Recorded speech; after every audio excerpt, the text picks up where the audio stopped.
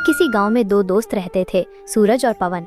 सूरज अमीर था और हमेशा अपनी दौलत की बातें करता रहता था, जबकि पवन गरीब था लेकिन बहुत बुद्धिमान और मेहनती था।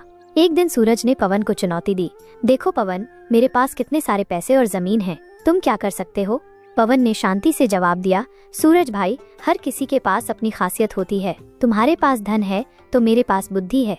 सूरज हंसा और बोला, बुद्धि से क्या होता है? क्या तुम इससे अमीर बन सकते हो? पवन ने कहा, हाँ, अगर सही तरीके से इस्तेमाल की जाए तो बुद्धि से पाया जा सकता है। सूरज को ये बात हजम नहीं हुई। उसने पवन को एक शर्त दी। ठीक है, अगर तुम्हारी बुद्धि इतनी ही तेज है तो चलो देखते हैं कि कौन ज्यादा कमाता है। हम दोनों अगले 1 महीने तक अलग अलग काम करेंगे और देखेंगे किसके पास ज्यादा पैसे आते हैं। पवन ने चुनौती स्वीकार कर ली। सूरज ने अपने खेतों में काम करना शुरू कर दिया और अपने नौकरों से भी ज्यादा काम करवाया। पवन गांव में घूम घूम कर लोगों की छोटी मोटी परेशानियां हल करने लगा। किसी का टूटा हुआ पहिया ठीक किया, किसी को हिसाब किताब में मदद की तो किसी को सलाह दी। बदले में लोग उसे थोड़ा अनाज या पैसे दे देते थे। महीना पूरा होने पर दोनों दोस्त मिले। सूरज ने अपनी कमाई दिखाई जो काफी ज्यादा थी। वो पवन को नीचा दिखाने के अंदाज में बोला, देखो पवन, मैंने कहा था ना, दौलत ही सब कुछ है।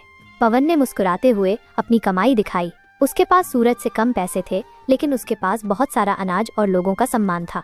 तभी गांव के एक बुजुर्ग वहां आए और उन्होंने पवन से पूछा, बेटा, क्या तुम मेरी मदद कर सकते हो? मेरी गाय बीमार है और गांव में कोई वैद्य नहीं है।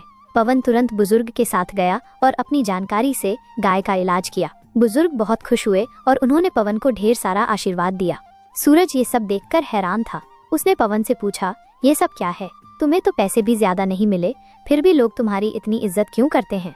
पवन ने कहा, सूरज भाई, मैंने सिर्फ पैसे नहीं कमाए, मैंने लोगों का भरोसा और सम्मान भी कमाया है, और यही असली दौलत है। बुद्धि से हम लोगों की मदद कर सकते हैं और बदले में प्यार और सम्मान पा सकते हैं, जो पैसों से कहीं ज्यादा कीमती है।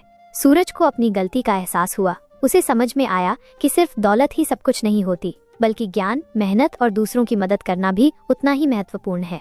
आपको ये कहानी कैसी लगी?